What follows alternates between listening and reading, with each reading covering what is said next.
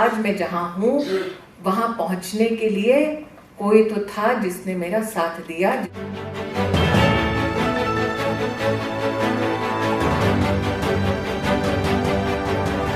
आप देख रहे हैं प्रवासी संदेश। मुझे दीदी कह दिया, ये बताना भूल गए कि इस मंच पर आज सबसे आयु में वरिष्ठ, अनुभव में वरिष्ठ दादा है। आज इस मंच पर राजनीति से संबंधित कोई भी संबोधन नहीं होगा। वो इसलिए क्योंकि ये मंच नीति का है, राजनीति का नहीं। ये मंच सेवा का है और ये मंच समाज के उत्कृष्ट सोच का है। मेरा पहला परिचय इसी ही सभागार के इर्द गिर्द आज से 20 साल पहले श्रीकांत भारतीय से हुआ। तब सास बहू करती थी तो श्रीकांत को 2 लोगों ने विशेष रूप से टिका करके कहा कि ये 60 साल की सास है, इसको तो युवा मोर्चा में क्यों काम दे रहा है। फिर एक टिका श्रीकांत पे और हुई, एक्टर है, अकल कम होगी, निष्ठा होगी नहीं, इसको तू क्यों काम दे रहा है। और देवी और सज्जनों, जिसने वो टिका की आज वो इस सभागार की पहली पंक्ति में यहीं सामने बैठा हुआ है। बोलूगा संजय? त्याचं नाव आहे संजय केनेकर आणि आमचे वरिष्ठ नेता है।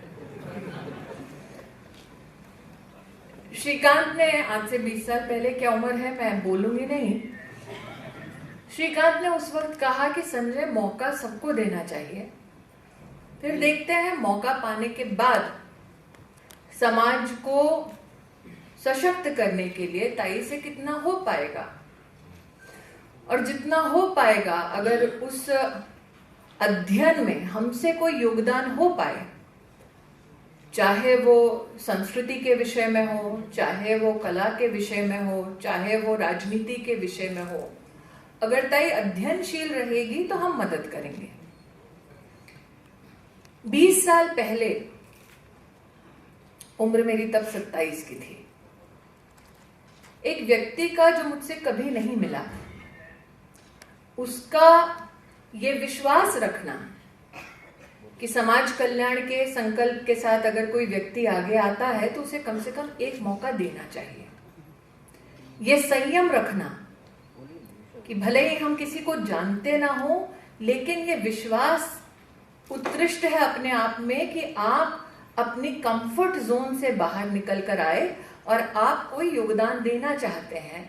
इस भावना को समझना अपने आप में एक पॉलिटिकली मैच्योर इंसान नहीं, बल्कि एक सोशली रिलायबल इंसान का प्रथम परिचय है जो श्रीकांत ने दिया।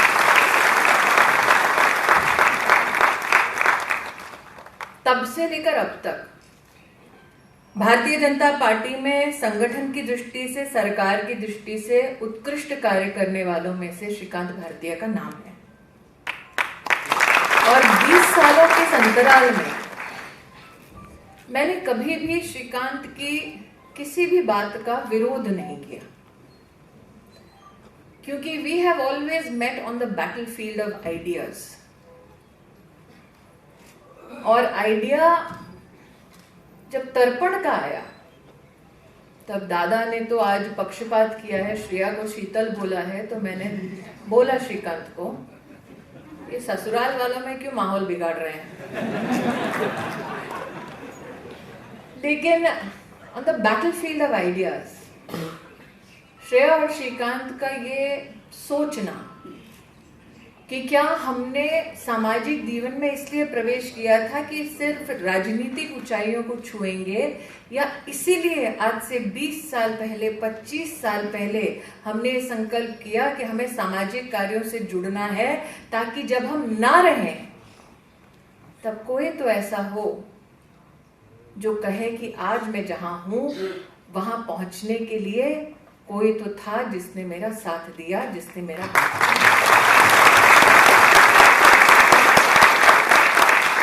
आज तक श्रीकांत का विरोध नहीं किया, आज करती हूं। इस मंच पर मैंने अनाथ शब्द सुना।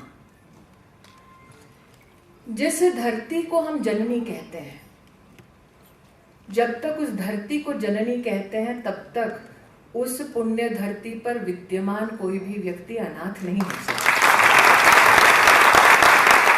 जब तक ये मां है श्रीकांत, तब तक माता पिता होने के बावजूद हम धन्य हैं, और जिनके परिवार में ये चुनौती है वो भी किसी रूप में अनाथ नहीं है। और इसका सबसे बड़ा प्रतीक ये है जो आज दादा पाटिल ने कहा कि जब उन्होंने चिंता की कि श्रीकांत तर्पण को आगे ले जाने के लिए क्या व्यवस्थाओं की कोई चुनौती है, तो श्रीकांत ने पलटकर बोला नहीं।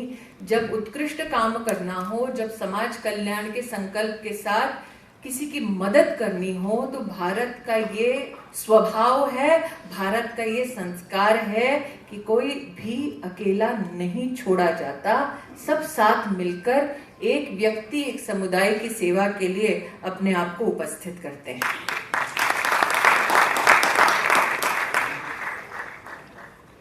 अब भारत कहा तो प्रेस वाले ताक में होंगे कि अगला क्या बोलेंगे। हम मुस्कुरा रहे हैं, कैमरा के पीछे। तो अगर आपको कैमरा तानना है किसी पे, तो ना मुझ पे तानिए, ना श्रीकांत पे, ना दादा पे। वो जो कोने में अशोक जी बैठे हैं ना, उनको देखिए। सनातन धर्म का मंदिरों के साथ क्या परिचय है, क्या संस्कार है, क्या भावना है। आज इस मंच पर अगर किसी के पास ये जिम्मेदारी है तो वो अशोक जी के पास। तो मेरे लिए तो आज सौभाग्य की बात है कि भले ही मुझे यहाँ 10 मिनट के लिए दिल्ली से आना है और यहाँ से दंतेवाड़ा जाना है, लेकिन ये मंच किसी पुण्य मंच से कम नहीं है। इस पर धर्म है, इस पर आस्था है, इस पर मानवता है।